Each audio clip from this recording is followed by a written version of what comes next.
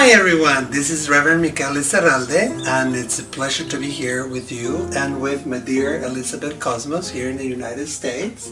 Welcome, Elizabeth. Thank you, Michael. It's wonderful to be here. It's really, really great. And I have the opportunity, after how many? 12 years now that we've met, we've been in touch, to help you talk a little bit about you and the work you do. But as an introduction, I'm just going to say that Dr. Elizabeth Cosmos, she's the author of Ama Deus, Healing with the Sacred Energy of the Universe.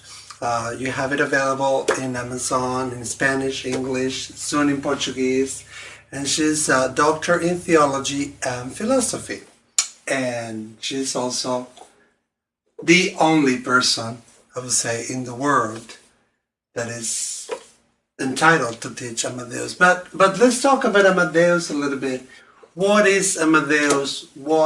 How people can learn about Ama Deus? Great, Mikhail, thank you. First off, I'm always excited to talk about Ama Deus. And in these 12 years we've been together, that to share this information is very heartwarming.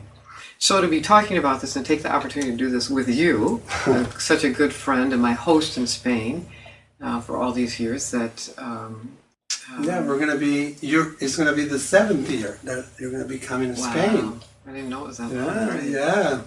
So Ama Deus is an energy healing technique, and it's a channeled. Many people know about Reiki. They hear Reiki, and there's many methods out there that are all over the world now, and lovingly so, and rightfully so.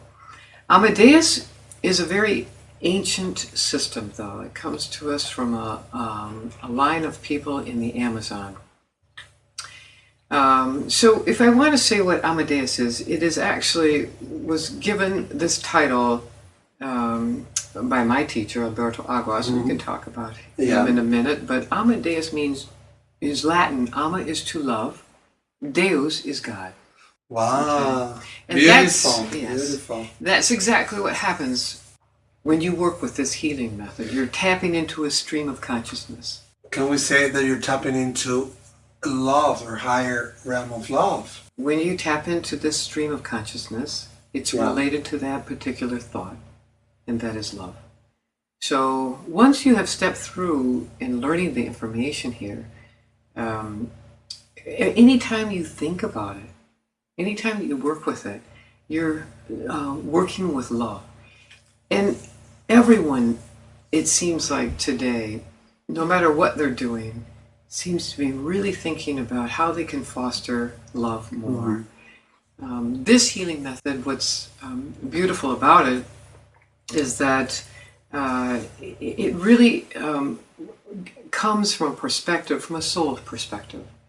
There's over 20-some symbols in this system, and each one of them is about life processes and helping us. Just hold it a little bit there, because you're starting to talk that this is coming, it's ancient, that it's working through symbols, but where do those symbols come from? Oh, that's a great question. Yeah. Well, we say... Did you create those symbols? No, I did not. But maybe in another life, I don't know. I don't know. But, we had... Well, first off, let me back up and say it like this. I've never really said it like this. In the dimension of spirit, which you're so familiar with, there are varied souls, and those souls have responsibility. So in that's why we find that we have varied ways of working with healing energy. Okay? Yeah. So there was a time in our history where there was a strong collective thought of energy and abundance. And the people picked up on this, consciously. They absorbed that. And in their desire to want to help alleviate suffering, prolong life, and enhance life, they picked up on this information and intuitively developed. So that's why you have differences, because they've been developed and involved in that culture Okay? Locally, yeah. So are they the same? Absolutely. We're tapping into the same energies, created and maintain the same. Love is love. Mm. You know? So this particular one, as I said, was from the Amazon, the Guarani. We talk about the movie The Mission. These are the Yes, idiots I that we're want to talking get about. into that. Yeah. To work. So this technique comes from the Amazon, Yes. from the Guarani Indians. Yes, yes. They are one of the oldest contiguous living cultures that we have. Wow. They're over, we know, documented, that they have been living continuously over 6,000 years. And within that, we know that they have been carrying this information from generation to generation in an oral tradition. You also mentioned Alberto Aguas. So what Yes. does Alberto Aguas have to do with the Guarani Indians and with you? And with Ama Deus. Yeah. Alberto actually was my teacher. Okay, Alberto was born a natural healer. He was gifted, very gifted. 5 years old, he began his healing career, so to say. And, you know, the story about Alberto is in the book in much detail, you know, really what took place in his involvement as a soul. But in the last 10 years of his life, he wanted to go home to Brazil. He was traveling all over the world and sharing his beautiful technique of healing and lecturing about that. So when he went home, he became involved with a very specific tribe of Guarani. But you know, the interesting thing, Mikhail, is that Wow. these people knew he was coming. Wow. Okay, it was written in their oral tradition. And Alberto talked about the sacred stones that he uses to initiate people into this system, that they had been buried over 2,000 years. Wow. And the Guarani unearthed those stones and gave them to him when he came, and they shared all of their information with him. And they tapped him right here in his heart. And they told him, now is the time to go share this with the world. So these people knew it was in their oral tradition to pass this on. Obviously, they used it, they lived by it. These people have been given the title theologians of South America. Incredibly, very, very special people, and why we can understand that Alberto, as gifted as he was, became enamored with these people. So he was my teacher. You know, I met him for 3 years. I studied very intimately with him. I had been working with Reiki, you know, about 4 years. So, you know, I knew something about energy. This was way back in the 80s. But then when I did Ama Deus, it was like, what happened? Right. Oh, my goodness. So how is this different from Reiki? It was, you know, going Or back. Reiki or any other healing Yeah. techniques? I wouldn't say it really is. You know, healing energy is healing energy. As we opened up to talk about healing energies, and we first opened it to the idea of spirit in the dimension assisting us. Also, as we too tap into these different systems, we find some are easier to be with. You know, it's just like people. You gravitate to a certain group of people, and it feels comfortable. It's the same thing with healing energy. Whatever you feel comfortable with, if it's Reiki, you do Reiki, but do it well. You know, and do it from love. From your heart. Right. So all healing energy, the basis of it is all basic, is coming from the same source, for sure. But the big thing is the intention that's behind how you're using it, and your intention for being involved in it. Those are the key. Are you moving from your heart, and what is that healing energy focusing on? You know, is it laparoscopic, Okay. or is it, you know? So anyone can really do Ama Deus? Alberto used to say, no one has a copyright on God's love. True. We're all love. We're all beings of love. We all have the ability, just when you're ready to open to it. Wonderful. So Ama Deus works through symbols, and basically you tap into a higher realm of consciousness and higher realm of love. And but I want to tell us a little bit, because I want to know more about the oral tradition. how was their oral tradition? What is the importance of the oral tradition in all of this? It's a good question. It's a very good question. And one we really, in the high technology that we have today, how everybody gets to see us, right? It's not through oral tradition. Well, in a way, so it comes, yes. So it does, it does have its benefits. But, I believe for the Western mind, we can comprehend on a conceptual framework of what oral tradition is, or the definition of what oral tradition is. But to really, truly, to live with people and understand what this is, it takes us a little bit beyond, not a little bit, a lot beyond it. And this is what I learned when I wrote the book, and I had to delve more into oral tradition. And I took a whole winter season to investigate, have translated these documents, talk to indigenous people about oral tradition. One of the things I want to say is I really think the brain functions differently. Okay? When you have to sing your history and the whole village hears this, then you live by that. Okay? And it's passed down, and it's passed down in such a way that it's not lost. People safeguard this information. It's very dear to them. It's very important to them. It's their life. So if your library burns down, it doesn't matter. You have it all in here. So the oral tradition for us now in the modern world is extremely important. It's easy for us to want to put things on the website and say, here, energy's energy. But that's really not the way this works. If you were to have a long distance relationship with your partner, how would that feel? You'd be okay. You could get across your message. But how more special it is when you're in person with someone. You came all the way to Spain to visit me. I mean, how special. We talk all the time on the phone, but when you're here, it's so different. So unique. It is. So when people come together, it's heart to heart.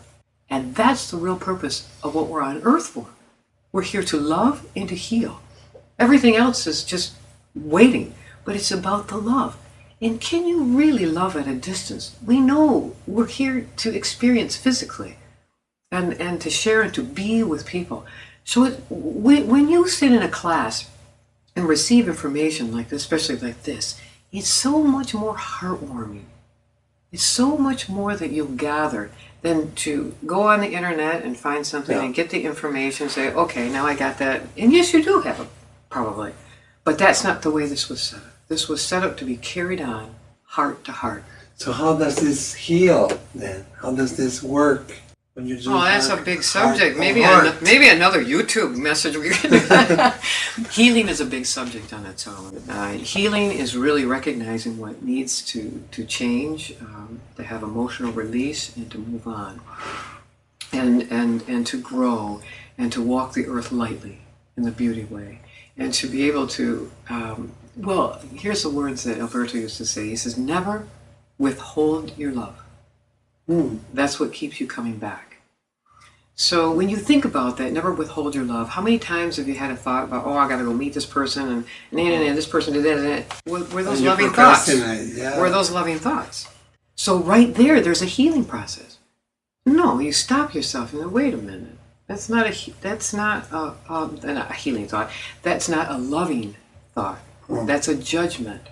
So you have to ask yourself, why am I judging this situation? Can I just go love this situation as it is? Allow that person to be who they are. That's what love is. Allowing each one of us to be who we are, what we need to be doing. We don't know the purpose of that other soul. But we do know that we are beings of love. We do know that for sure. And so when we can use love to heal, it's so powerful. Love it draws you to source. You feel the joy. You feel the peace. You know when you're in love. Oh yeah. This is the example I always give. You go and stub your toe. If you've had a bad day and you stub your toe, you say all kinds of words. But when you're really high and you're really in love and you go stub your toe, oh my goodness, I stubbed my toe. Is that right? There's a difference. There's a real difference, and the love is so powerful. So if someone would like to sit in your class, They don't have to bring any notebook or anything, just their hearts. Can we say that? Perfect. Perfect. Wonderful. So as I said, Dr. Elizabeth Cosmos, she's the author of this wonderful book, Healing with the Sacred Energy of the Universe, Ama Deus. How can people get in touch with you? How can they find you? You know, the best way, Mikhail, is the website. The website has, there again, some brief information about the background of this, what it is, you know, where are the classes. We have instructors all over the world now.